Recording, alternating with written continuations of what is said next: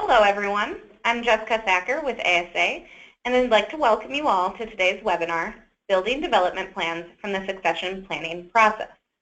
Please note this is a 1-hour webinar that will be recorded for replay. Everyone registered for the webinar will receive a follow-up email message with notification as to when the replay is available, as well as instructions on how to access it and the presentation slides. We have allotted 45 minutes for today's presentation, so we will have time for questions as well. Please note that questions are encouraged during the program. The GoToWebinar control panel includes window panes in which you may pose questions. I would like to recognize our 2016 Supplier Partners, who are truly dedicated to the positive development of the PHCP and industrial mechanical PVF industry through ASA. When making key decisions in your business, please consider these corporate partners that go above and beyond with their support to advance the association's efforts. Now, it is my pleasure to introduce Doug Dillon. Doug is the Director of Professional Development for ASA Education Foundation. His responsibilities include elevating the development capabilities of ASA member organizations, driving performance management, leadership development, and learning management.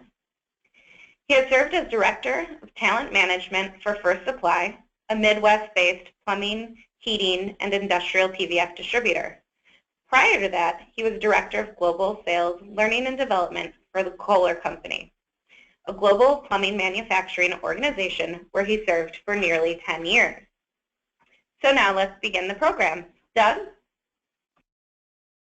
Thank you, Jessica. I appreciate the introduction, and as Jessica said, I would be remiss if I didn't take just a moment here to thank our esteemed supplier partners for their incredible support of our industry.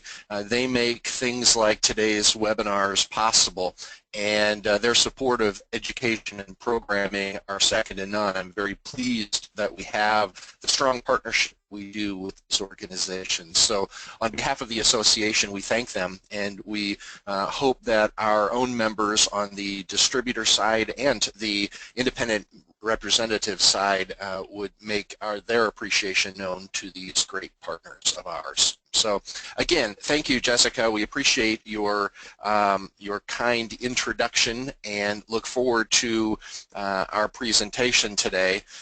We are having a little bit of technical difficulty, unfortunately, trying to advance some of the slides. So my apologies for this. I'll try to get this thing figured out here as my slides seem to be locking up for us. Okay, so hopefully we'll be able to resolve these and move forward. As Jessica said, our focus is going to be on building development plans for the succession planning process. And while we all know that there are certain challenges that go into this that make it rather difficult, and I know that I'm speaking to the choir on this as we speak, but first of all, our organization has its own talent needs for the future.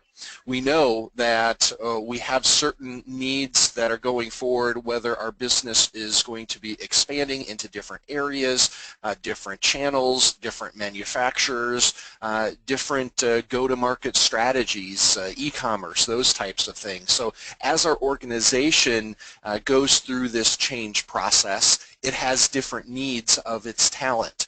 And it requires different things from different people, and it requires us to be able to grow people in different ways. So if we wear the hat of our organization, we know that we have talent needs.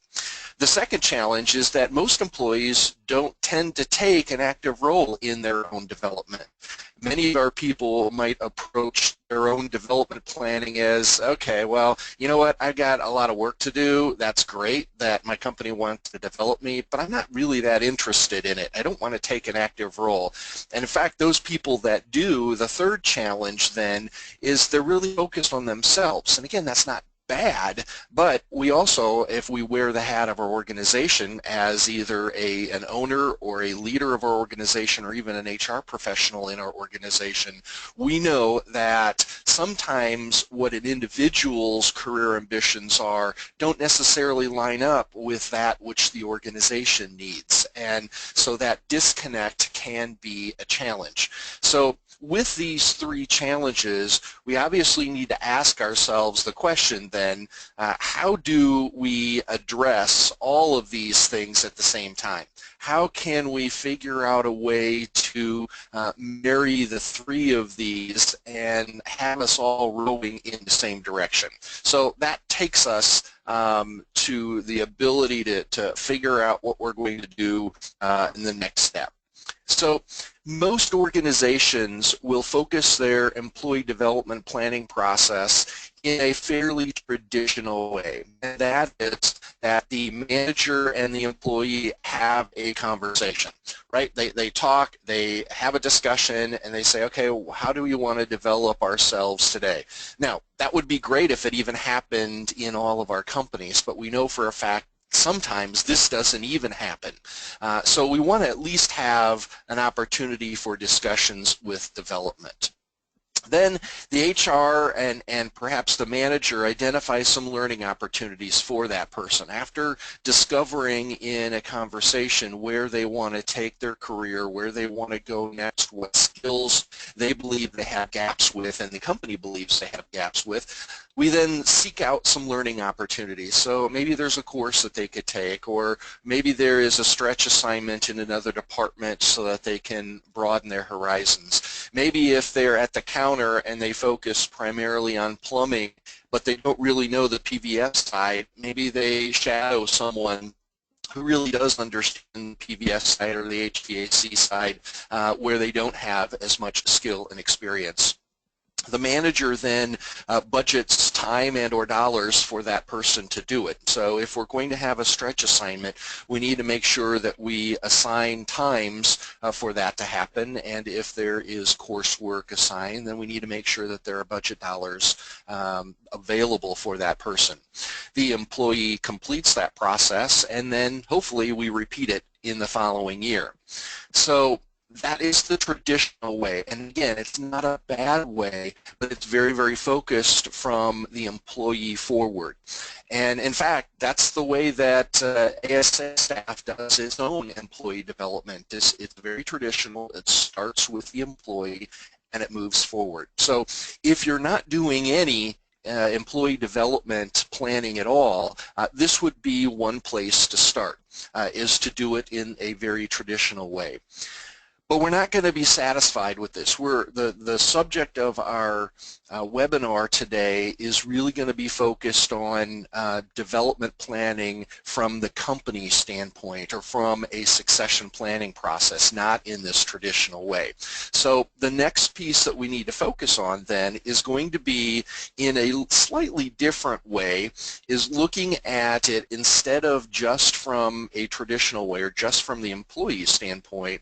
We're going to look at it from a bi-directional standpoint. So that bi-directional thing gives us the opportunity not just to look at it from the employee's perspective, but to also then look at it from the company's perspective. So the company side then gives us the opportunity to not just have the employee have that conversation, but also to have the conversation with the company. And what that means is that we could actually try more of a bi-directional standpoint. So both the employee side and the company side can do their planning, and the goal is to kind of guide the connections together. So if we remember a few years ago when they attempted in Europe to build the tunnel underneath the English Channel, they didn't start with it in one side and drill all the way to the other side, but what they did is they approached it from both sides at the same time. And so they started digging from the French side, and then they also were digging from the British side. And the goal was for them to simultaneously be approaching the project and to guide their connections together. And the little picture that you see on the screen there is when they finally broke through, and the French side on the far side was able to actually connect then for the very first time with the UK side. So that needs to be our goal if we're really going to focus on development from a a company perspective, we need to match it up with what the employee also wants, and we need to be making simultaneous progress together. And that's kind of I guess the simile that we'll use in this is the bi-directional approach.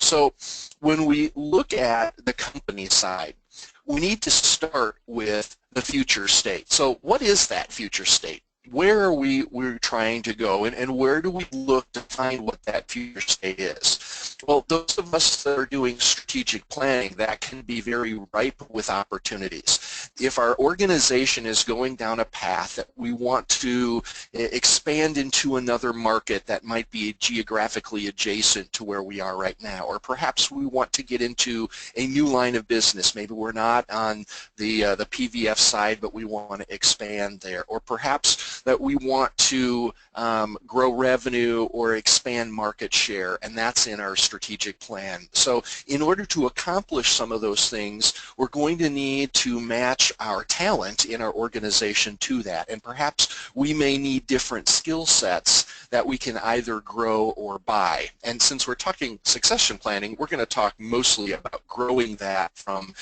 the internal talent that we have. So we can start with a strategic plan. Another place that we could start from is from an individual.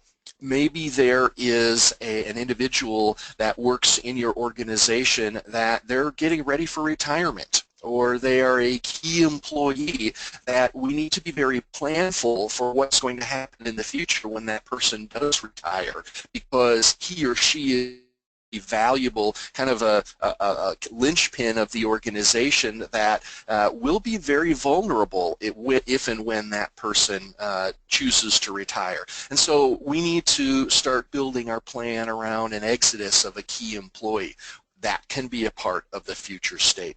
Or for those people who don't have a strategic plan and they haven't really thought it, it could be as simple as saying today we are at X dollars of gross profit, and in 3 years or 5 years we want to be at this additional level of gross profit. How are we going to get there? So it could be based on that as well, and that we need to look for an increased level of performance or talent from our sales organization or from our purchasing department to get additional revenue or gross profit dollars, or we need to grow the capacity of our warehouse personnel in order to make additional deliveries on a regular basis. It doesn't matter where it comes from, but most organizations will start with that future state to figure out where they want to be, start with the end in mind, and then work backward with what the talent is that you're hoping to do. Once you start with that future state, it's then critical that you assess both the performance and the potential of your existing talent. You need to be able to look at it, and one of the ways to do that is to use a model that HR professionals have been using for many years, and it's called a 9-box, and you can see it on the screen. The x-axis in this manner is performance. So we need to look at our performance management process and identify different levels of performance for our people. Are they in a does not meet state? Are they in a meets expectations state? Or are they in an exceeds expectations from a pure performance standpoint? Now, hopefully, we have as much objectivity built into our performance management process as we can. We don't want this to be well, the boss likes this person, and so they're going to be in the exceeds expectations, and this boss kind of has it out for this guy, so they're going to be in a does not meet. We want to employ as much subject or objectivity, into this process so that it is that we remove some of the ability that employees might have to debate this. We don't want that to be the case. Then along the y-axis, we have potential. And potential, you need to be able to define it. And in this case, we're saying low, moderate, and high on our y-axis here. And this, unfortunately, is just going to need to be fairly subjective because it's more difficult to be able to identify what someone's upside is or their potential for future development and growth. You have your gut feel on it, and sometimes you just need to go with it. The danger is having both the x-axis and the y-axis be so focused on subjectivity. That which you can on the performance side, the x-axis, we want to make that as objective as we can, and you can use the scoring process in your performance management system to be able to help you with that. So if we marry the x-axis and the y-axis, you can see from the top right we have what we call our top talent. Those are people who are currently exceeding performance, and they have a very high potential as well. So these are your people that are your top talent. Those people that are meeting expectations of performance but also have high potential, you're in the top middle box. Those are what we call emerging talent. And those people who are in that particular category may need some help in their current job to increase their performance, but they also have significant upside in the fact that their potential is high. And so we want to be able to build development plans for people differently depending on which box they happen to fit. So the green boxes that you see here are all someone who has either high or moderate potential, and they have either high or meets expectations in performance. So these are the people that we really want to play with. We want to grow. We want to continue to develop. This also helps us when we look at other people who may not fall in the top right-hand three boxes. Those people who may still have high potential, but they're not meeting current expectations of performance in the upper left-hand box, we would classify as misaligned. Maybe they're not in the right job, or maybe they don't have the right expectations set, or perhaps they need some additional training now in order to perform at their job.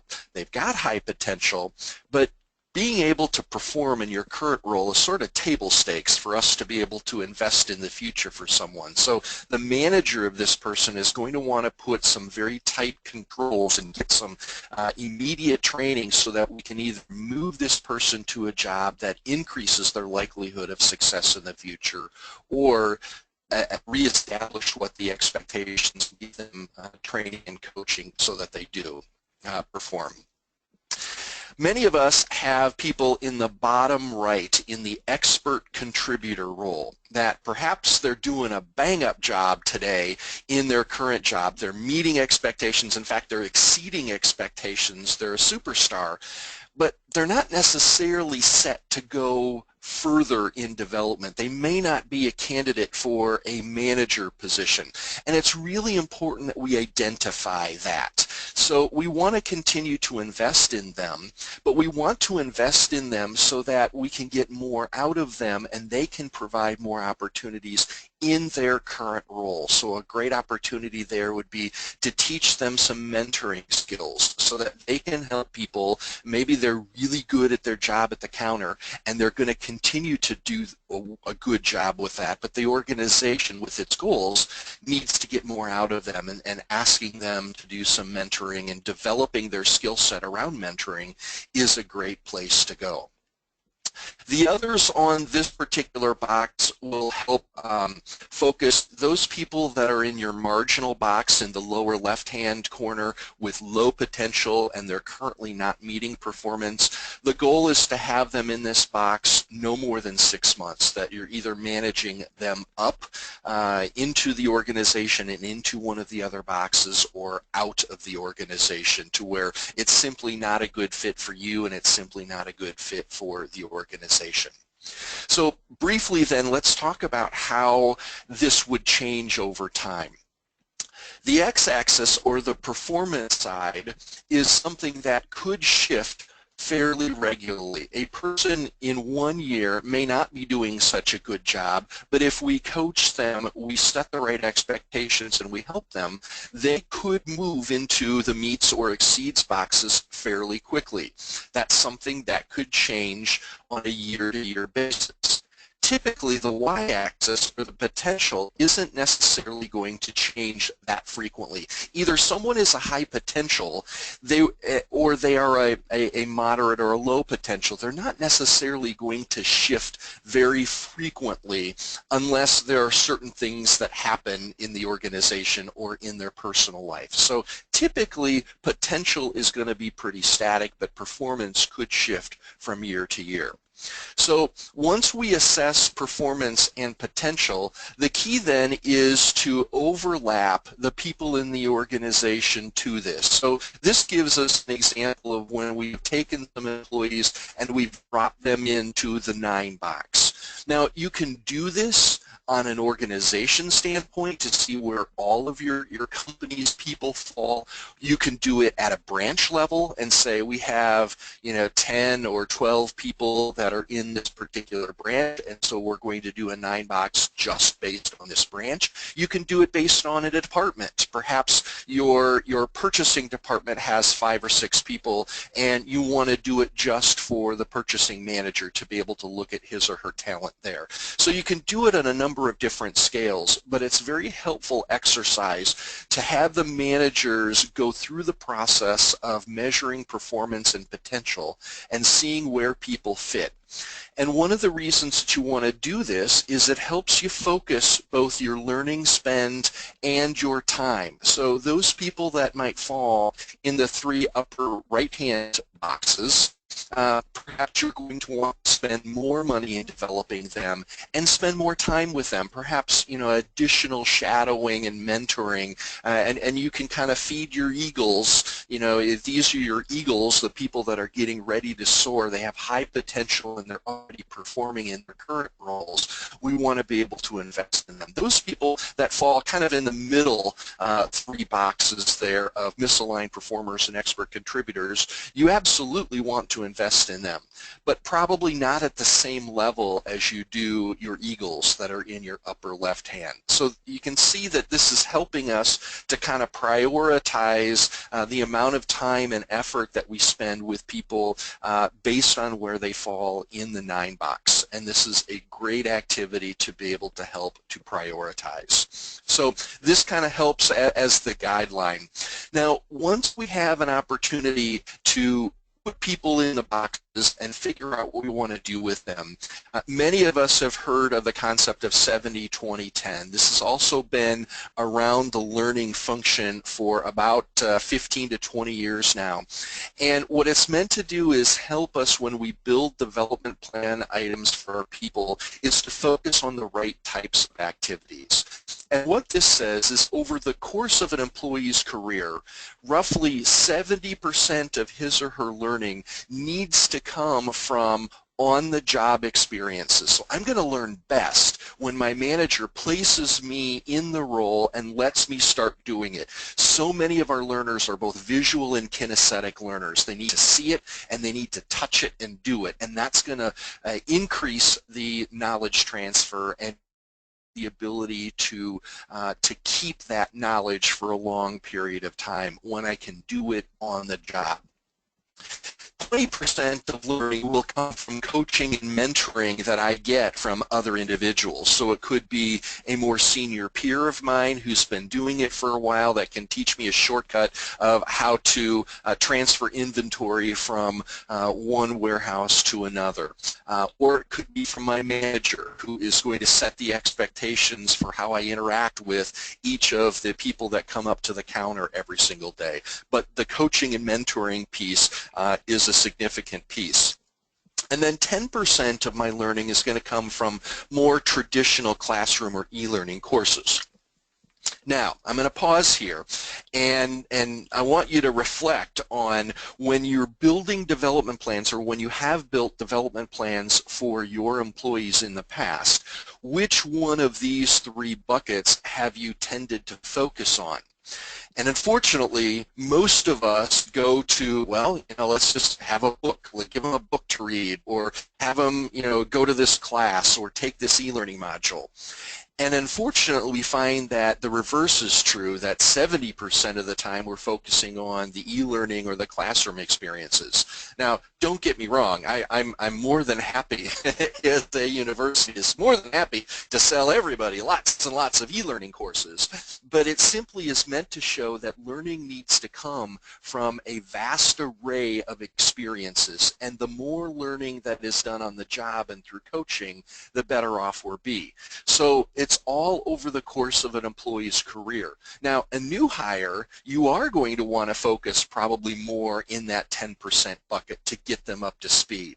But it certainly doesn't make any sense to have a 25-year veteran that's at your counter take 25 different e-learning courses to have a development plan. That doesn't make any sense. They're going to learn more from experiences. So our job is to come up with what some of those experiences could and should be. And many of those on-the-job experiences could be simply increasing the scope of responsibility, giving them a new project to take on. Maybe they become a mentor. Maybe there's a special committee that they can work as a part of. Do some volunteering. Those types of things are all experiential on-the-job things that can cement learning and allow for increased capacity.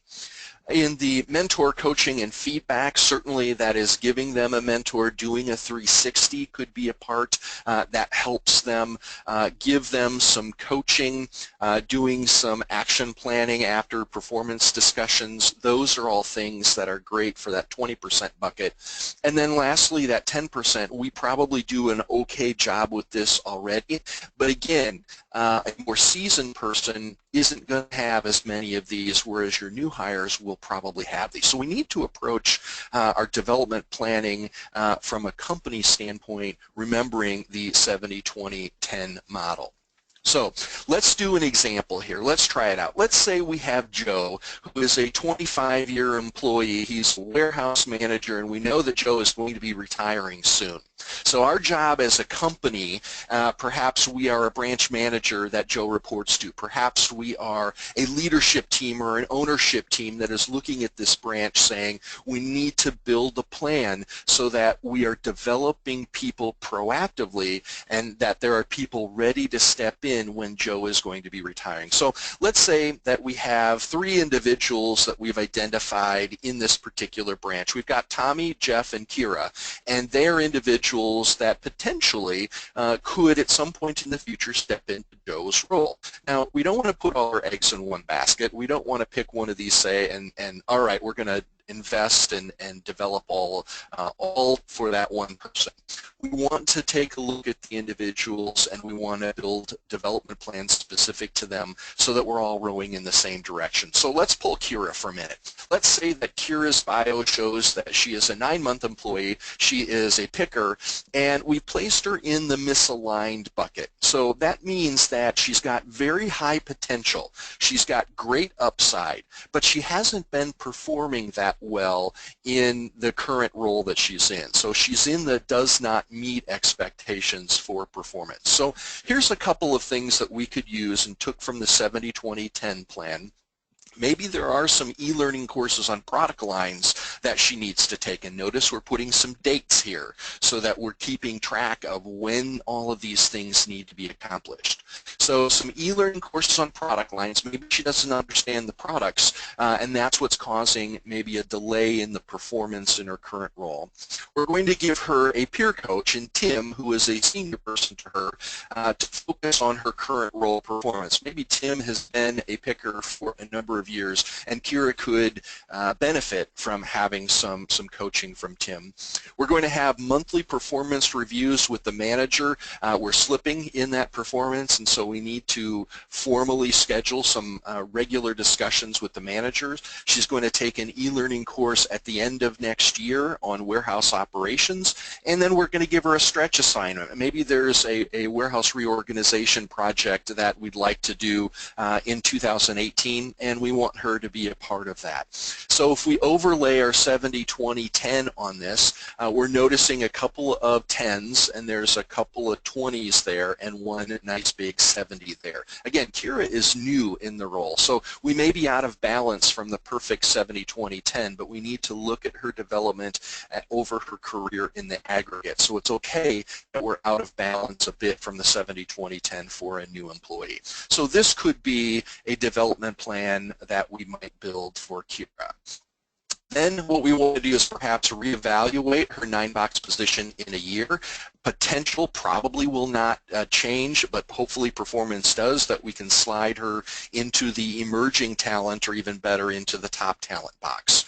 Her position readiness for a new role might be 1 to 2 years. I don't know that she's going to be ready for Joe's role in 1 to 2 years, and in fact we'll put a TBD because it's going to depend on how well she performs in her development plan items now, as well as how well she performs in maybe a supervisor role or something in between. So we'll continue to put her TBD as readiness for Joe's role. The next one that we'll look at is Jeff.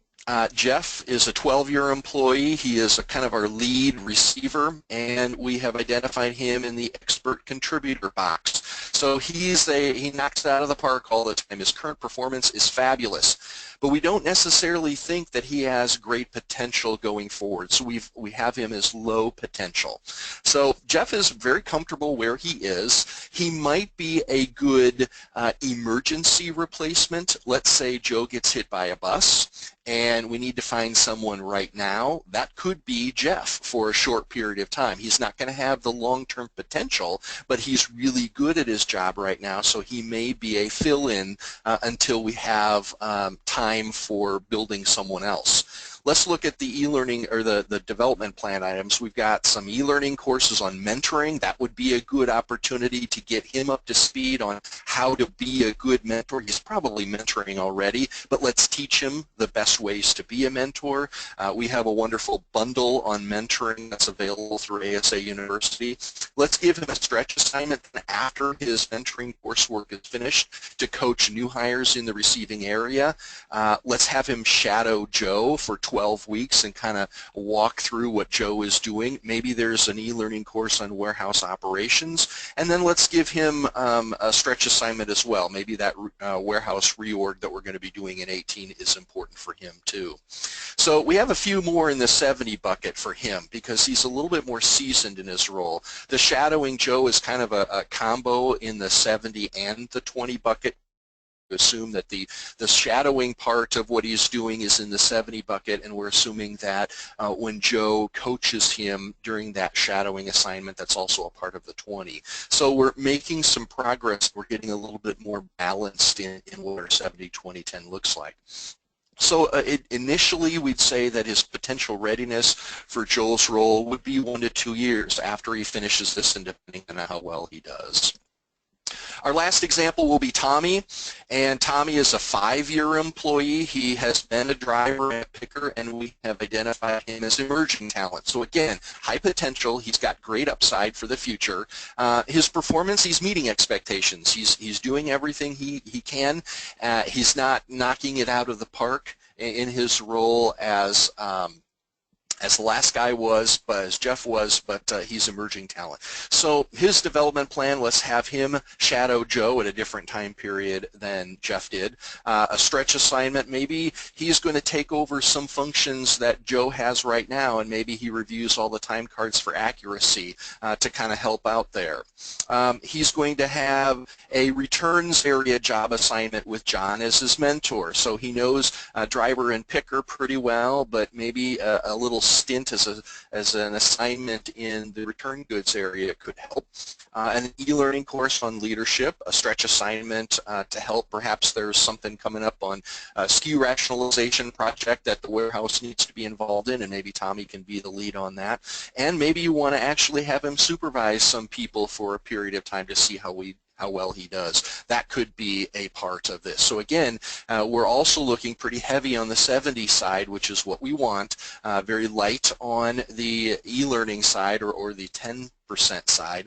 And now we can say that he too might be ready for Joe's role in 1 to 2 years. So these are opportunities to have some discussions then, because we've built this all a bit in a vacuum, right? We're making progress on the English side of the channel and digging our tunnel toward France, but we've only done it one-sided right now. So let's take a look at what Tommy's got here. We've got all these things from Tommy. Now is time to start digging from the other side, and we need to do a check-in with Tommy.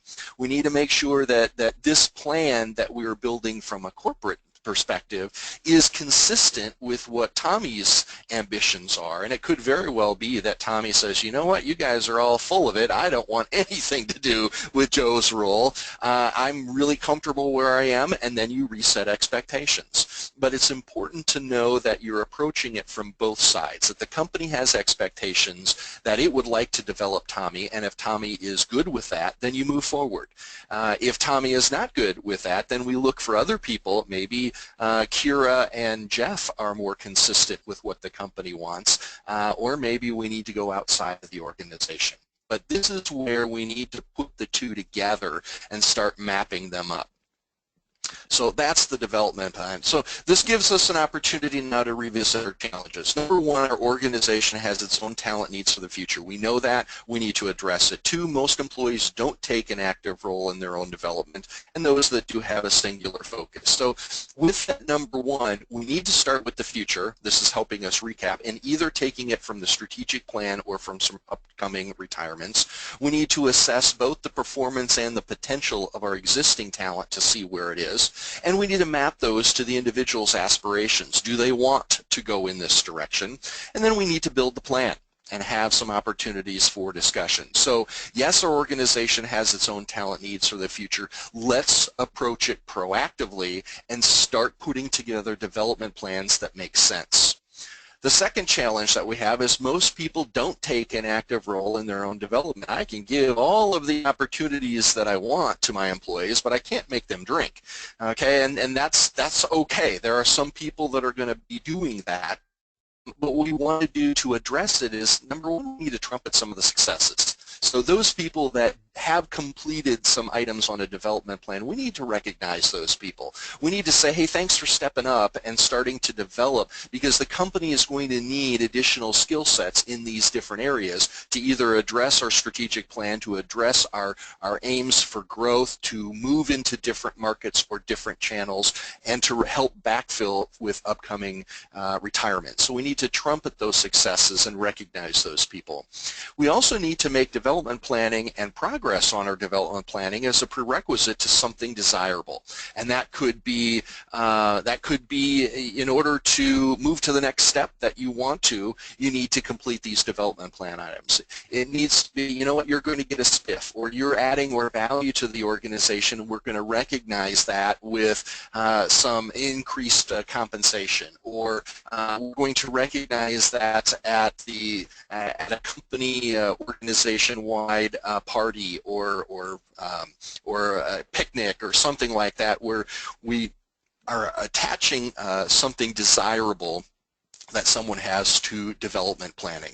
And we need to focus on the things that we can control. We can't control how people are going to review their development planning, but it certainly will give you an indication if people are reluctant to participate in some of those things. It should give you an idea as to their long-term vision and focus. And that third piece is those people who do like to focus on their development are pretty focused on themselves, and that's not bad. I mean, they should. Any individual should advocate on their own behalf for what they want to accomplish. So let them focus on themselves. Your job is to help to guide that. If the English side of the tunnel digging is off target from the French side and they're not going to match up, then it's both responsibilities to help focus them or change the path so that they do meet up. So we're going to want to look for those opportunities, and ultimately we need to prepare for some tough conversations when they perhaps view their potential differently. And we all know that. There are people in every one of our organizations, I bet, who think that they deserve and have the great skills to be the CEO today. And that's simply not realistic with what skill sets they have. And we need to be able to help guide some of those discussions. We need to, number one, if they really do think that they're going to be CEO, and you believe and the organization believes and the senior leadership of the team believes that they're not, it's better to have that conversation, that tough conversation with them earlier rather than later. And I know that this is a tough thing to do, but you don't want to get 2, 3, 4 years down the road and they're waiting for their promotion because they think that they should be promoted, and you know there's no way in heck that they have the skill sets, the potential to move into that role. Then you have an actively disengaged employee, and that poison can spread to other people in the organization. Better to have the frank conversation up front and let them make whatever decisions they need to in order to scratch whatever itch they have on their career and ambitions, whether it's realistic or not. So now is the opportunity, as Jessica said, we're going to open it up to some questions. Those people who have been listening and have some questions about how perhaps this has been deployed in other organizations, what's been good, what's been challenging, or clarifications on any of the pieces that you've seen, feel free to use your chat function in the GoToWebinar little box that you have there, and we'll be happy to address your questions. Okay, first question here. Thank you. Do you share which box in the grid you have placed employees? I'm assuming share with the employees at that time. I would say in a perfect world in which none of us seem to live, in a perfect world it would be wonderful if we could be candid enough with people to say, you know, I have identified you in this particular box, or I have identified you as having moderate or low potential, to be able to have that conversation. Now that world is where the rainbows come every day and the unicorns rise up, and that's the perfect world. So in a perfect world, I'd love it if our organizations could be that candid. I would suggest that most of us, in fact, probably 99.9% of us, don't live in that world. And I think that you can oftentimes invite more angst in your workforce if you start sharing where people are in the 9 box. And largely because there is an element of subjectivity to it. There's no way to really measure or quantify potential. It goes on what the manager or the senior leader or the owner of the organization's gut is. So whenever there's subjectivity into it, there's the opportunity for angst if you choose to share. Now, especially for those organizations that don't have a rigorous performance management process that is very metric-based, then you have both the x-axis and the y-axis based on squishy or subjectivity. So my suggestion to you is not necessarily to share where people are in the 9 box, but that the senior leadership of the team and the organization keeps that close to the vest. And as I said, people can move. They can move from one box to another box over time, but there's less movement on the y-axis with potential than there is on the x-axis. So I'd love to be able to tell everybody to go out and share this and be as open and transparent as possible, but this simply doesn't work that way and can often backfire. So I hope that answers that question. Other questions that we have. Here's one. Who do you involve in the process? Okay, so who do you involve in the process? So let's say, I'm not sure what process we're talking about, but let's just say succession planning process in general. Typically this is done at the highest levels of the organization, so owners and probably their senior team will involve themselves in it, and then oftentimes they will bring in frontline managers to have discussions about their team, because oftentimes, especially larger organizations, may not necessarily know everyone in perhaps a remote branch to be able to accurately talk to that, but the frontline manager can be brought in to have discussions about what he or she thinks about individuals and what good development plan pieces would be for each of them. Again, not necessarily needing to share everything and all the discussions in the 9-box, but certainly you want to be able to have discussions with them, understanding who the person is and perhaps what the person's career ambitions are, and normally the frontline manager is better able to do that.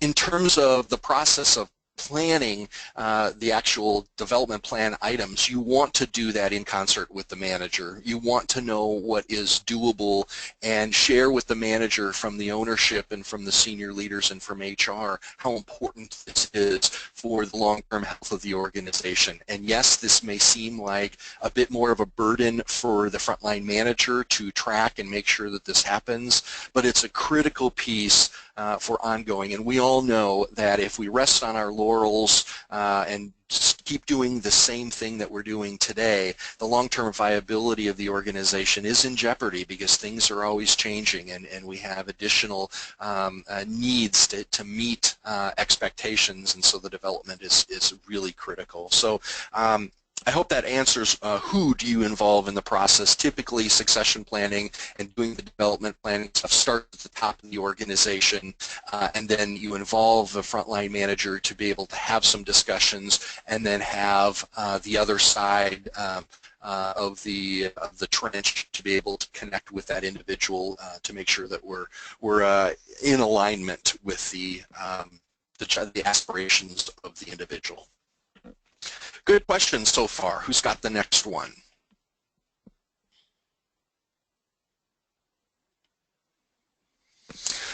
I'm not seeing any others come through. Jessica, are you seeing any from your end?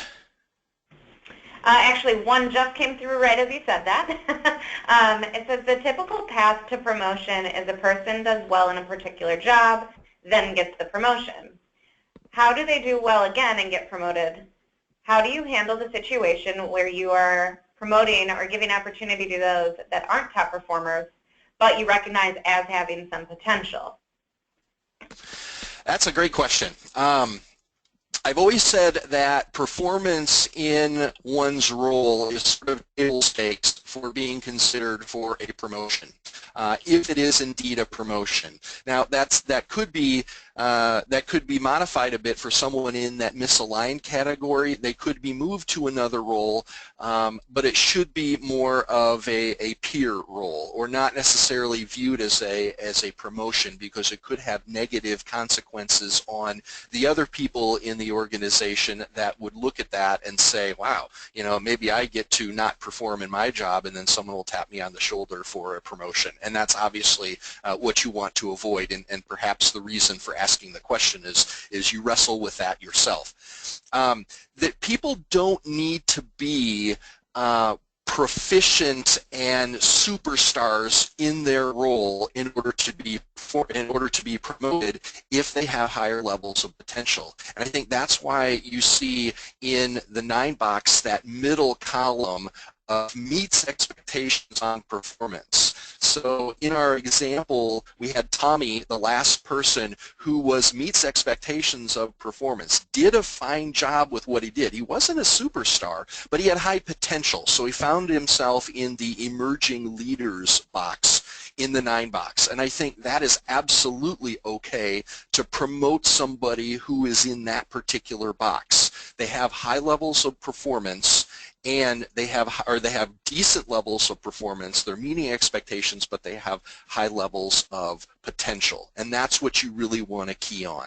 So the way to do that, though, is to look at stretch assignments and to be very clear with them to say, we're going to start giving you some stretch assignments so that you can get exposure to different skill sets and different roles, but you need to continue to perform at your current role. That is an absolutely okay expectations to have. Just because I'm giving you a stretch assignment doesn't mean that you can slack off in your current role. And that will be very visible, and that can throw this whole thing into a tizzy if you're looked at as having favorites in the organization. So that's what I would say, is they need to be performers. They need to meet expectations, but they don't have to be superstars in the organization. They don't have to be in the far right column of performance as exceeding expectations. That's a great question. What else? I think that was the last one I saw, Doug. Okay.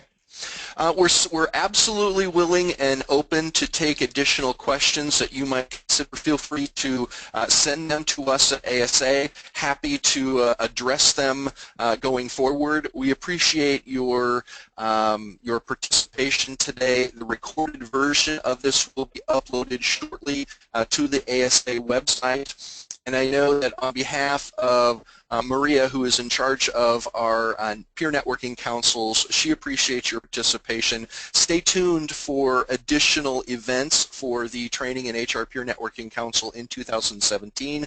We had a great smattering of opportunities in 2016 and look forward to serving you in the future for 17. Thanks again for your participation, and we look forward to continuing to serve you.